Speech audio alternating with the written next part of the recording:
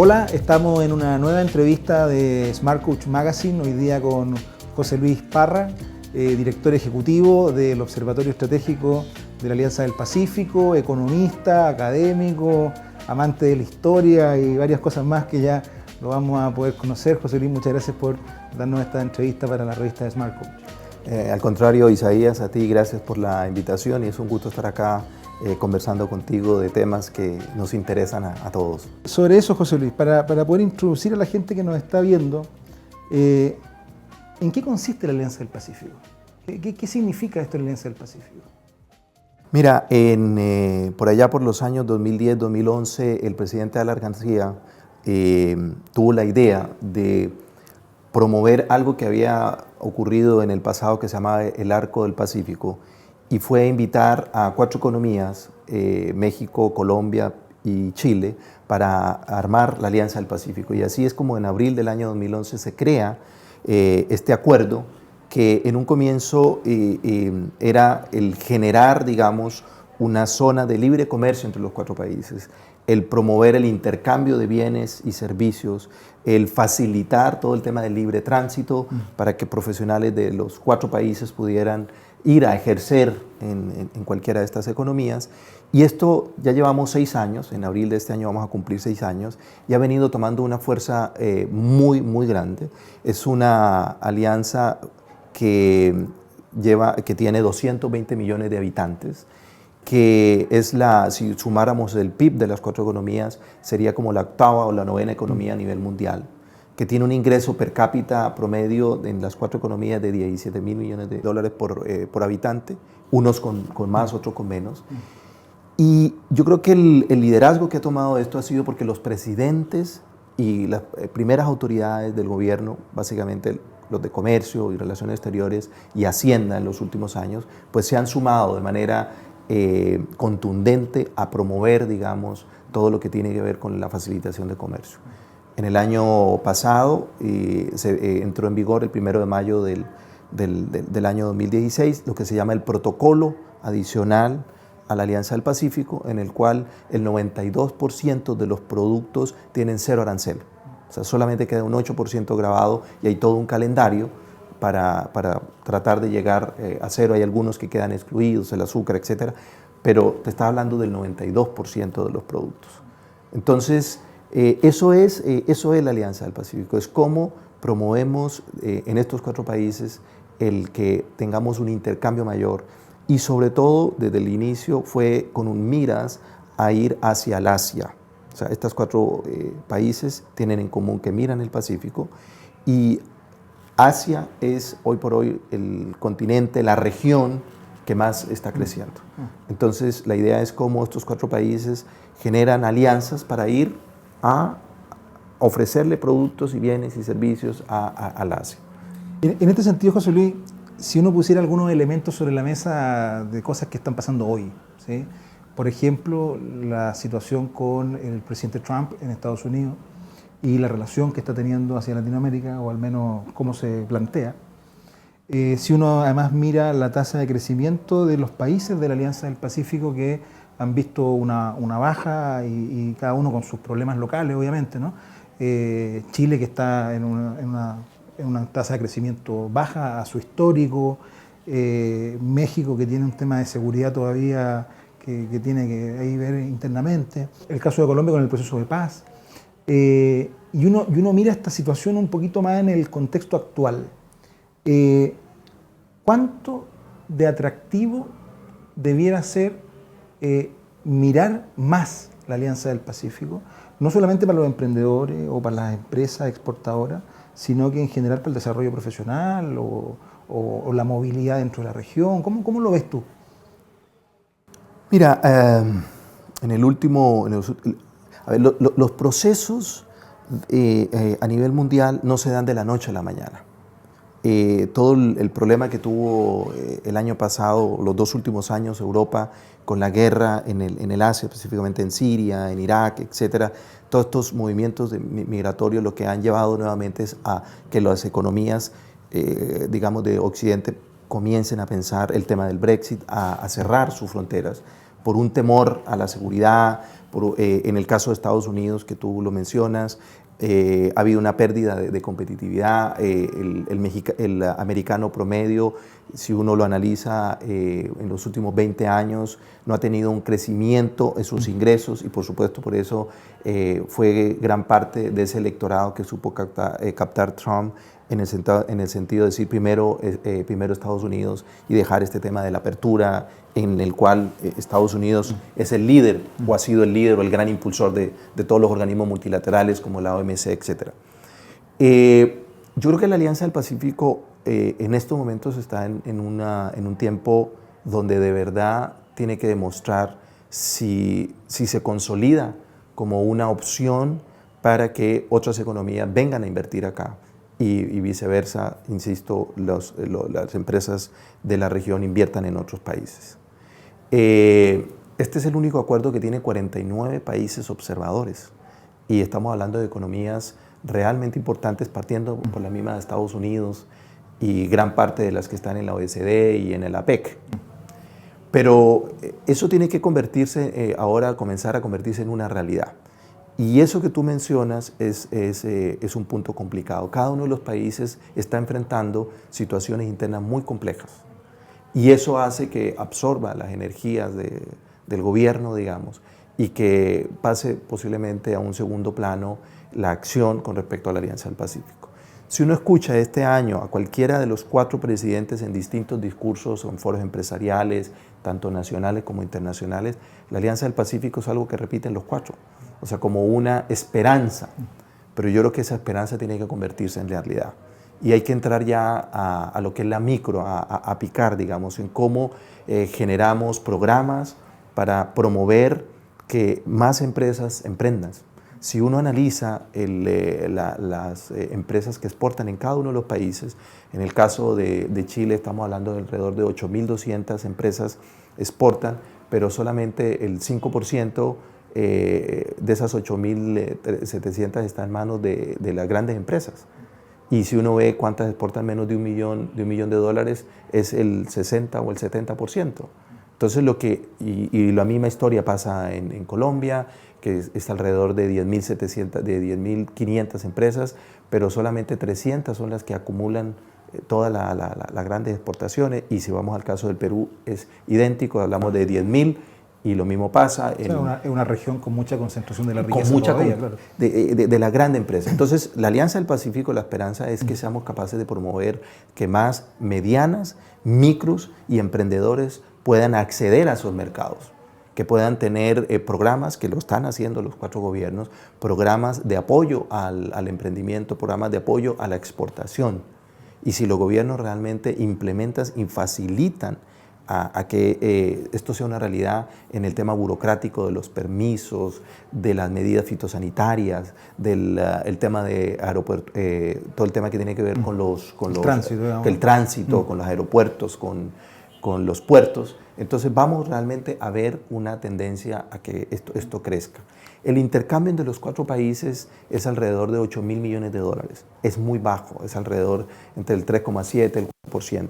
Ese es el intercambio entre los 4 países. Entonces, la mirada está en cómo ese 4% realmente crece y crece también hacia alianzas para ir a otros mercados, ¿no?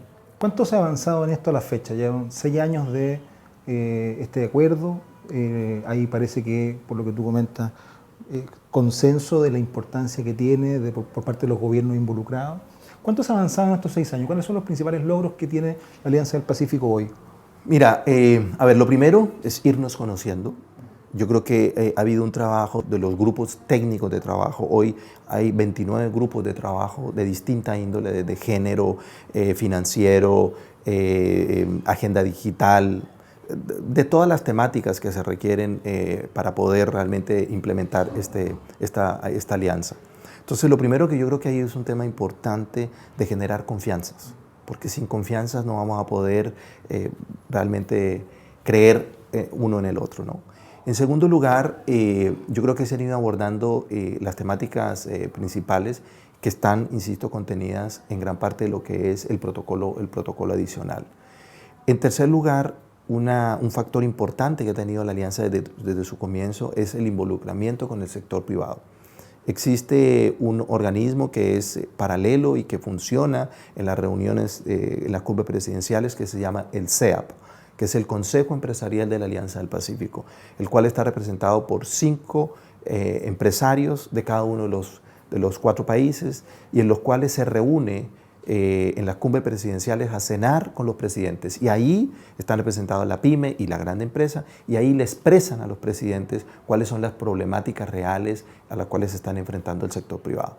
Entonces, también creo yo que ese es un factor muy importante para romper, digamos, esas desconfianzas también dentro de nuestros países del sector público y privado. O sea, si no van de la mano el sector público y privado, tampoco va a poder lograrse que esta alianza sea fructífera. Te hago una consulta en esa línea.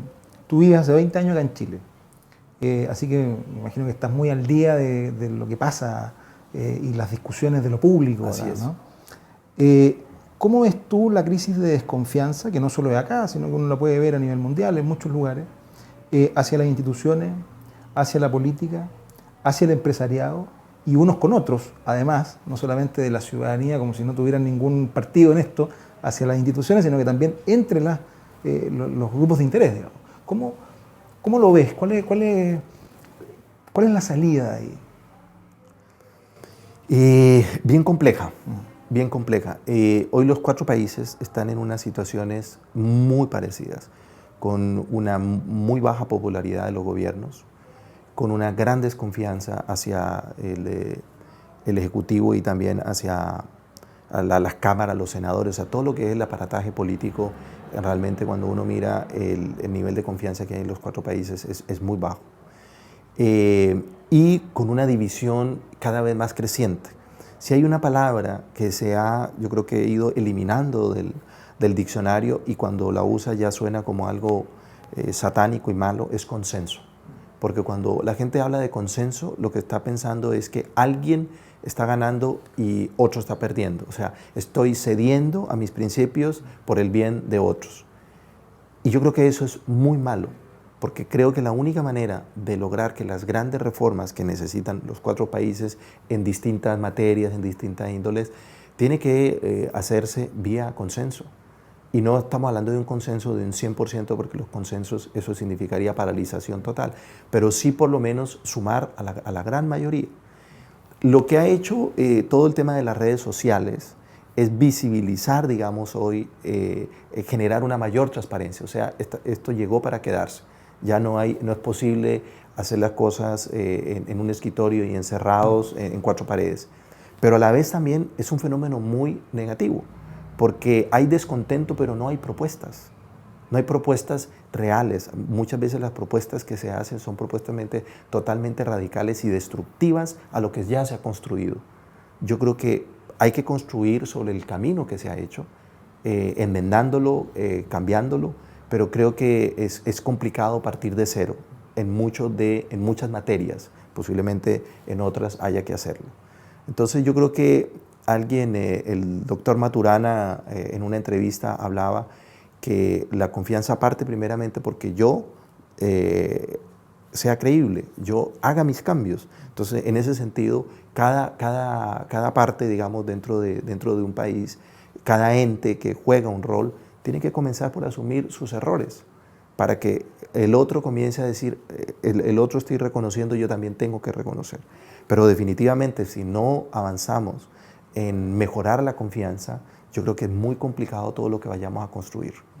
Y en segundo lugar, porque el fenómeno que se está dando con los periodos tan cortos que existen de los 4 países. Periodos de gobierno. Periodos de gobierno. Hay 2 gobiernos que tienen gobiernos de 6 años, periodos de 6 años, perdón, y otros de 4 años. Colombia, Chile, 4, y Perú y México de 6. Pero definitivamente es muy poco lo que tú puedes lograr en periodos de 4 años. Entonces, si tú no logras en las grandes materias generar un consenso que vaya más allá de 4 años, indistintamente del gobierno que viene, y en la Alianza del Pacífico ha pasado eso, que ha habido cambios en los 4 países, Perú es el que más ha cambiado, ya ha dado la vuelta completa, y se ha mantenido el interés por el tema de la Alianza del Pacífico. porque los valores, porque primero se llegó a un consenso en los valores que hay dentro de la Alianza del Pacífico, como la libertad, como la democracia. Entonces, indistintamente si se es de izquierda, de centro o de derecha, esos valores son compartidos. Unos con un énfasis distinto, con una mirada distinta frente a estos procesos, pero los valores están ahí. Entonces, lo mismo ocurre en los países. Lo que tenemos que ponernos de acuerdo es en qué es lo que queremos como país y hacer un proyecto o un plan a 15 o a 20 años. Si eso no ocurre, yo creo que cada 4 años o cada 6 años estamos reinventándonos de nuevo, estamos partiendo de nuevo en infraestructura, en educación, en salud, en pensiones, o sea, en todas las materias que son de largo plazo. Las pensiones no se pueden arreglar en un gobierno, no se arreglan en 4 años. Por eso uno se jubila después de los 65 o de los 67 años, porque requiere de muchos años para realmente formar un capital importante y que la tasa de jubilación sea buena. Entonces yo creo que eso parte porque cada ente participativo dentro de una sociedad comience a cambiar ellos para que los demás también lo hagan. Tú me comentabas antes de comenzar esta entrevista que te gusta mucho la historia y que te gusta la historia de Roma y todos esos capítulos. Hoy día, en relación a esto mismo que venimos conversando, hoy día los liderazgos, tanto en el sector privado como en el sector público, están dentro de un circo romano esperando la señal del público para ver qué hacer, o hay ciertas convicciones que alguien está dispuesto a pagar los platos rotos si es necesario defenderlas. El rey Salomón dice, no hay nada nuevo bajo el sol. Y definitivamente son ciclos en la humanidad que se repiten. Hablábamos de la globalización, como el gran primer periodo se dio antes de la Primera Guerra Mundial, y luego, por supuesto, el periodo más largo, digamos, de globalización se ha dado posterior a la Segunda Guerra Mundial. Y lo mismo está ocurriendo con el tema de las masas. Hoy estamos como en el circo romano, ¿no es cierto? Pan y circo para que el pueblo esté contento. Y la gente se está dejando llevar por las masas y no por la convicción de ideas que pueden ser poco populares, pero que en el largo plazo nos van a producir bienestar a la sociedad.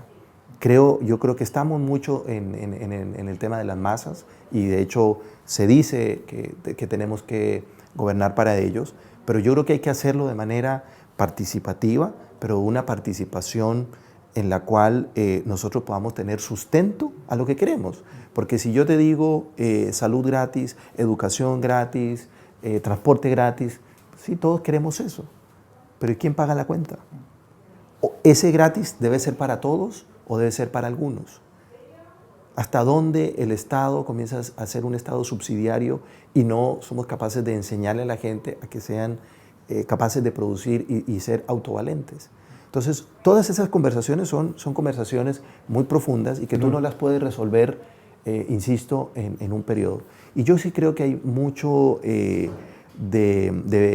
figurar, mucho de querer sacar beneficios propios y no beneficios para una gran mayoría. Yo creo que estamos en una crisis de liderazgo mundial y basta verlo, digamos, si uno quisiera decir a qué país, a qué líder de gobierno, miramos, a dónde miramos claro, para emular, yo creo que nos cuesta encontrarlo, porque estamos en un mundo muy exitista, muy de las encuestas, muy del momentum. En los 90 era más fácil, ¿no? Como yo que habían ciertos faros que eran más claros en ese sentido. Así es, definitivamente. Yo creo que hoy estamos en una sociedad del conocimiento, con una sociedad mucho más informada, pero a la vez más desinformada, porque es una información con poca profundidad. Es un mar de conocimientos con 5 centímetros de profundidad. Entonces, la gente se atreve a opinar de todo, pero con un desconocimiento brutal, solamente con el titular. Los 140 caracteres creo que en algunas cosas nos ha pasado la cuenta. Y en ese sentido, en este mar de conocimiento con tan poquita profundidad, ¿qué rol debiese tomar la educación en el marco de este proceso de integración regional, de los desafíos de globalización, pero ahora mirando un poquito a nuestra zona? Siempre estamos muy acostumbrados, digamos, a mirar más al norte del mapa, ¿no? ¿Qué debiésemos considerar en los procesos formativos profesionales, en las universidades y este desafío y oportunidad a la vez que se nos plantea con el tema de la Alianza del Pacífico? A ver, yo creo que la educación es una de las áreas que más va a sufrir cambios en los siguientes 20 años. Han salido muchos estudios de Economist, del Banco Mundial, etcétera, donde dicen que todas las profesiones que vamos a necesitar, los conocimientos y las habilidades de los profesionales en 20 años todavía no se han inventado. Todo el tema de la robotización, todo el tema de la nanotecnología, realmente va a cambiar el mundo, el Internet, la realidad virtual. Entonces, las universidades tienen que comenzar a trabajar mucho de la mano con el sector privado para poder ser capaces de producir esos profesionales que se necesitan. Pero hablando en algo aterrizado, el Observatorio Estratégico de la Alianza del Pacífico está conformado por 4 universidades fundantes y que a futuro esto se va a ampliar y va a ser una red más grande, en donde hay una universidad por país. En el Perú está la Universidad del Pacífico, en Colombia la Universidad de los Andes y en México el Tecnológico de Monterrey. Y una de las cosas que ya hemos comenzado a hablar con los colegas de los distintos países es que necesitamos generar cátedras, asignaturas, que comencemos a hablar de la Alianza del Pacífico, que comencemos a enseñarle de la cultura, de la economía, de lo que es Colombia, de lo que es Perú, de lo que es México. Si uno ve las inversiones en los últimos años de los 4 países, ¿a dónde se han ido? Principalmente a estos países. Pero tenemos un desconocimiento muy grande de cómo se opera en esos países. Entonces, hay que comenzar a hacer ya la tarea micro, la bajada, todas las carreras técnicas que se requieren dentro de los países, porque también en los 4 países que los conozco, de alguna manera, todos los profesionales, los jóvenes quieren ser universitarios, pero ¿ese es el camino? ¿Hay empleo para todas estas personas que están saliendo de las universidades? Versus el generar profesionales técnicos muy capacitados que el día de mañana puedan comenzar a trabajar y después ser profesionales, sacar el título en 2 o 3 años, que es un modelo alemán y otros modelos, porque yo creo que no hay el mercado laboral para tanto profesional. Entonces los padres se endeudan, pagan grandes cantidades de dinero y luego el hijo sale a ganar salarios donde la recuperación de ese retorno, de esa inversión es muy difícil. Entonces, definitivamente hay que comenzar a trabajar en cuáles son en cada uno de nuestros países las empresas, los sectores productivos, para ir generando profesionales para esas industrias y para las industrias del futuro. Yo creo que una de las grandes áreas de oportunidad que tiene la Alianza del Pacífico es el comercio de servicios. Y el ministro Valdés, ministro de Hacienda de acá de Chile, muchas veces ha insistido en distintos foros de que nosotros tenemos un ingreso per cápita muy bajo en materia de comercio exterior, en materia de comercio de servicios versus otras economías. Nueva Zelanda, Australia, Israel tienen tasas muchísimo más altas que nosotros. Entonces ahí hay una gran oportunidad, porque lo que viene es, más que bienes, es todo el tema de servicios. O sea, la economía del mundo se está moviendo hacia la economía de servicios. Entonces, hacia allá nosotros tenemos que movernos y dejar de estar dependiendo de los commodities o de los recursos naturales, que de alguna manera es el sustento de nuestras 4 economías. Si uno mira la canasta exportadora y uno ve las exportaciones de los últimos 4 años, a raíz del shock que ha habido en el tema de las materias primas, es brutal cómo hemos caído en los 4 países. En los 4 países hemos tenido unas caídas muy fuertes en las exportaciones. ¿Y cómo reemplazamos eso? Para dejar de depender de los ciclos económicos, creando valor, generando productos de lo que se llama bienes intermedios y no solamente estar en la cadena productiva en la primera etapa. Y eso es conocimiento, eso es profesionales con otras características y habilidades, ¿no? Faltan los profesionales, faltan las competencias para ese desafío, faltan los incentivos. ¿Dónde nos estamos quedando cortos? Es una muy buena pregunta, porque yo creo que la respuesta no es una sola y es multivariable, pero definitivamente yo creo que hace falta incentivos. Hay siempre la discusión en los gobiernos si son los gobiernos que tienen que impulsar los sectores productivos o es el sector privado el que tiene que ser el que el que vaya jalando la carreta. Yo creo que hay de ambas cosas. Yo creo que el sector productivo, los empresarios siempre están invirtiendo donde ellos ven oportunidades. Pero también hay otros sectores más pequeños que cuestan muchísimo más hacer grandes inversiones y donde los gobiernos pueden ayudar a la promoción de esos sectores y a la promoción de emprendedores o empresarios que pueden crecer en esos sectores. Entonces, yo creo que el tema de incentivos es súper importante. El tema de políticas, volvemos al tema que estábamos comentando anteriormente de largo plazo, porque llegan modas. Ahora está el comercio para empresas de servicio, luego viene empresas que tienen que ver con el salmón o qué sé yo. Entonces nos hace falta, y esto se repite en los 4 países, hacer políticas mucho más a largo plazo. En tercer lugar, yo creo que ese diálogo que se da entre el sector público y privado tiene que ser fructífero. Y te doy un ejemplo. Si uno habla, estamos hablando de la cantidad de empresas exportadoras en los 4 países, que es muy pequeña, y que hay muchas que exportan una sola vez. Empresas que exportan menos de $1 millón es el porcentaje más alto en los 4 países. Menos de $1 millón. O sea, estamos hablando de comercio mundial. Ahora, es la nada misma. Tú me dices que hay muchas de ellas que exportan solo una vez. Solo una vez. ¿Qué pasó ahí? No sabemos si le fue mal, si el producto que exportó no fue aceptado. O sea, entonces ahí es donde tenemos que trabajar. Cuando uno ve los estudios de potencialidad, por ejemplo, en el caso de Colombia, un estudio que hacía ProColombia, que es la agencia promotora, hablaba de 188,000 empresas que tienen la potencialidad de exportar, pero solamente hay 10,000. Entonces, hay que trabajar en eso. Hay que comenzar a ver por qué tantas empresas exportan 2 o 3 veces y no lo vuelven a hacer. Entonces, ahí hay un trabajo de continuidad. Yo creo que hoy en el tema de profesionales, salvo en el tema de tecnología, en las industrias de tecnología, que no las tenemos desgraciadamente en nuestros países grandemente desarrolladas, yo diría que no es un problema de profesionales hoy. Yo creo que profesionales hay, que haya que reenfocar, capacitar, es otra cosa, digamos.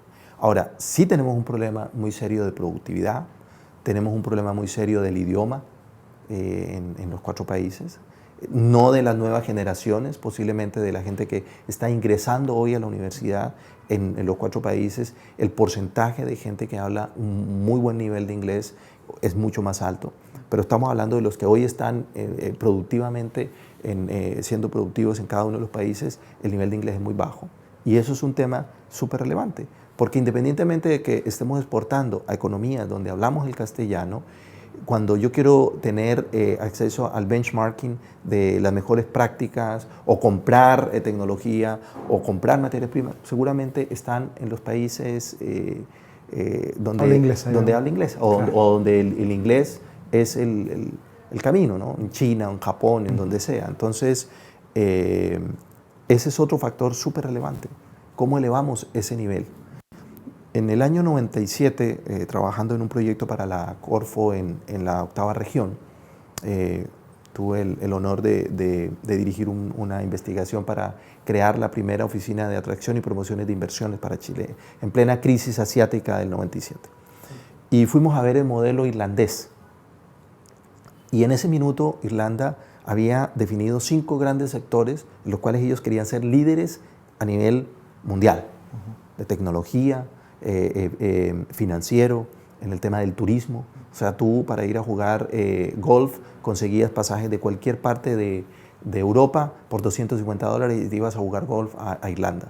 En el tema de las telecomunicaciones. Pero ellos reconvirtieron a todos los profesionales, o sea, le daban la oportunidad de tomar cursos de 6 meses y 1 año para que pudieran ser contratados en esas industrias. Entonces, el nivel de productividad en los 4 países es muy bajo. Y ese es otro problema. La gente sale de la universidad y luego es muy poco lo que se capacitan. Entonces, las horas hombre comparadas con la OECD nuestras son muy bajas. Ahí también hay un trabajo que hacer. Tenemos que ver a quiénes necesitamos reconvertir y en vez de estar dando muchas veces subsidio, en el caso de Irlanda, la gente podía optar a un subsidio de desempleo o capacitarse al más alto Reconversión. nivel. Reconversión. La gente se reconvertía, era baja la gente que iba y tomaba el subsidio, porque en 6 meses esas personas ya estaban trabajando nuevamente, ya estaban reinsertadas laboralmente. Son países más chicos, son problemas. Irlanda luego tuvo una crisis muy fuerte, pero siempre cuando se estudiaba el milagro irlandés, uno de los factores que siempre salió es que tuvo muy buena educación de enseñanza básica, media y universitaria. Entonces tenían ya un factor importante que es la educación, que en el caso de nuestros países pues está en alguna manera en crisis o en cambio, ¿no? José Luis, para ir finalizando, ¿qué recomendaciones prácticas le darías tú hoy día a esos emprendedores de estos 4 países, o esas pymes o empresas incluso más pequeñas, ¿no?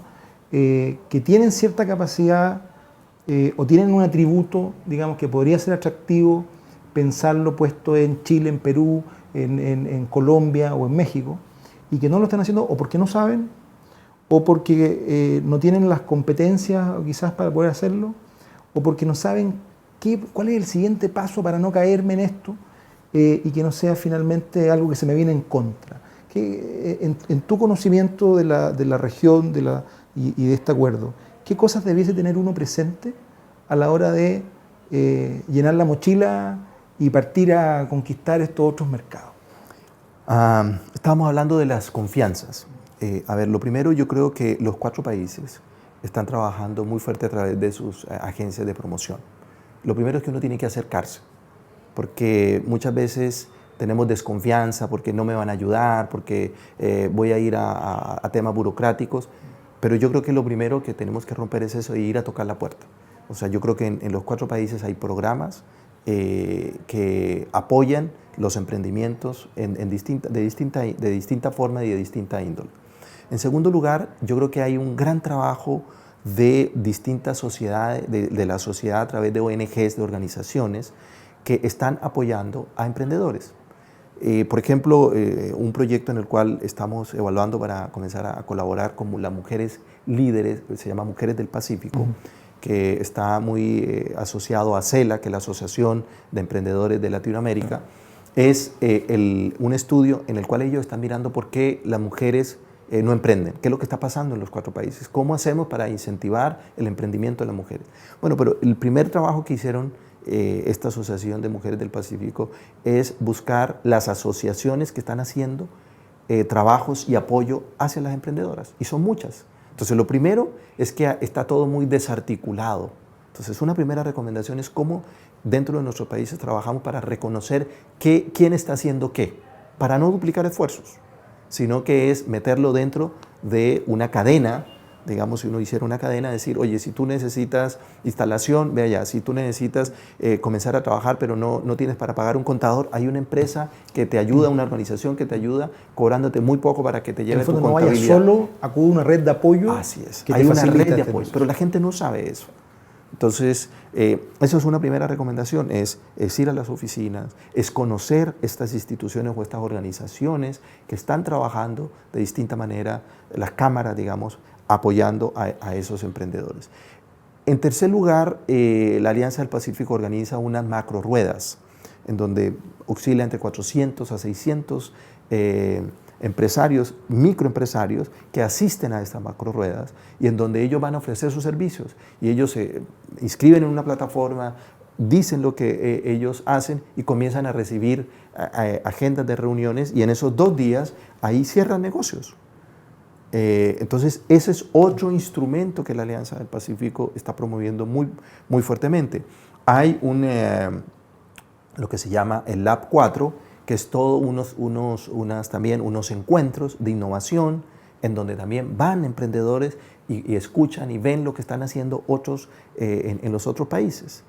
Yo diría que ese es como el primer camino, comenzar en la página web de la Alianza del Pacífico, y insisto, en los distintos gobiernos. Hacienda acá también está creando programas, la Direcom, y cada uno de los gobiernos. Yo estuve reunido con la gente del Perú hace 3 semanas atrás, y ellos tienen también programas y fondos, digamos, que están apoyando hacia la Alianza del Pacífico. Hay un programa muy interesante hablando de educación que se llama la plataforma móvil de movilidad estudiantil, en donde hay 400 becas, 100 por cada país, y donde tú puedes ir a estudiar a cualquiera de estas universidades dentro de la alianza y además te pagan. Como el sistema europeo de estudio. Es como el sistema europeo. Y buenos recursos para que la gente pueda estar. Esto ha generado, y esa plataforma también es otro proyecto que tenemos de evaluar, más que evaluar, de ver el impacto que ha tenido. Ya han pasado más de 1.268 personas, tanto profesores, principalmente son estudiantes, donde han ido a algunos de los países de la Alianza del Pacífico. Y ahí se han comenzado a generar, ya hay gente que ha comenzado a emprender, que se ha ido a migrar al otro país. Entonces, hoy por hoy hay cosas. Entonces yo lo primero que diría es que no comience a pensar dentro de un escritorio solo, a querer hacerlo solo, sino que mire a su alrededor qué instituciones le pueden apoyar para que no vaya solo. Yo creo que en eso se está avanzando. Los programas, los famosos, el programa de Chile Startup ha sido emulado en los otros 4 países o en otros países. Entonces, yo creo que esa es una recomendación valiosa, ¿no?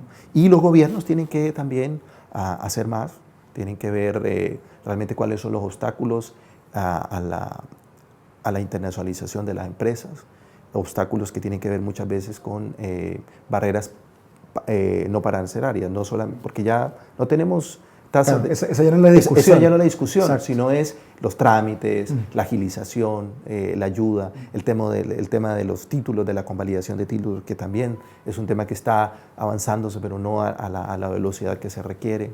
O sea, en el fondo, la receta es muy similar de cómo resolvemos la confianza dentro de los países, cómo aprovechamos la oportunidad de la Alianza del Pacífico, cómo somos más productivos, qué hacemos con la migración. En el fondo es encontrémonos, mirémonos a la cara, vamos juntos en esto, construyamos esta confianza que nos permita hacer el camino más llevadero y si alguien tiene una necesidad, prestarle mejor apoyo.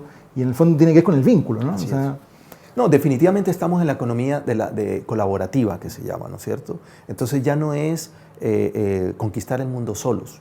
Entonces yo lo que necesito es encontrar, hay un joven de 25 años con una inquietud acá y seguramente hay otro en Colombia o en México que tiene inquietudes similares, como yo uno eso y en conjunto montamos una empresa o hacemos algo. Y esto tiene que ver desde temas sociales, no solamente es empresa per se de generación de utilidades, sino también en temas sociales. Un techo para Chile ha sido algo que se ha exportado. Américas, se me olvida, de Benito Baranda, también ya es un tema que está en otros países. Entonces, aquí hay, en esta economía colaborativa, para hacer de todo y apoyarnos en todo, no solamente en el tema de creación de empresas, sino creación de valor en todos los ámbitos. En el ámbito académico igual. Hemos sido cerrados, hemos recibido profesores y todo, pero nos hace falta todavía muchísimo más el que vengan y vayan alumnos de distintas universidades, de distintas carreras, para realmente comenzar a que el tema de la globalización sea una cuestión que no le tengamos temor, sino que nosotros podemos salir beneficiados, como ocurre con Canadá o con Australia, que son países que tienen una mirada hacia la migración y hacia la internacionalización totalmente abierta, donde la sociedad está involucrada en ese proceso. No son los gobiernos, sino que en Canadá cuando ellos tienen un promedio de como 300,000 migrantes que lleguen cada año, pero esos migrantes tienen padrinos dentro de familias canadienses que los reciben y se preocupan de ellos para que sean instalados durante el primer año. Entonces, esa gente llega y no va a ser un problema, porque va a ser parte de la sociedad, no van a estar en guetos. Si nosotros no hacemos eso, lo que vamos a lograr con la alianza o con cualquier acuerdo es que las migraciones lleguen y se instalen y no se integren al país. Lo que necesitamos es que se integren, que aprendan a conocer y a querer al país en donde estén, porque si no van a estar siempre pensando en volver, sacarle beneficios al país, pero no de una manera que es lo que queremos todos, que vengan a pagar los impuestos, que vengan a respetar las normas, las leyes, y que el día que se vayan queriendo a esa patria que los recibió y que le dio oportunidades a sus hijos y a ellos también. José Luis, te quiero agradecer esta conversación que hemos tenido hoy día para la revista de Smart Coach. Creo que el desafío es muy interesante, digamos, porque si bien estamos tan cerquita unos de los otros, ¿no? con Perú, nosotros ahora que estamos acá en Santiago, en Colombia, con México, a veces hay algunas pequeñas telas que parecieran nublar el paisaje. Yo diría que las distancias mentales son más grandes que las distancias geográficas, y eso es lo que tenemos que romper. Y la única manera es el cara a cara, como dices tú, y trabajar juntos en encontrar soluciones a problemáticas que son similares en los países. Y eso es algo que también se ha hecho. Se han comenzado a tomar las mejores prácticas de los gobiernos y se están copiando de uno al otro. ¿Para qué reinventar la rueda? Si un país se demoró 10 años, el otro puede demorarse 1 o 2 años en emular, en mejorar y en adaptar esa política a su país. Y eso sí se está haciendo. Yo creo que en eso la Alianza del Pacífico también ha sido bastante exitosa. Fantástico, José Luis. Muchas gracias por haber estado con nosotros. Muchas gracias por compartir esta mirada y te deseo mucho éxito en los proyectos que se vienen. Muchas gracias, Isaías, a ti por la invitación. Realmente un gusto estar acá. Un placer.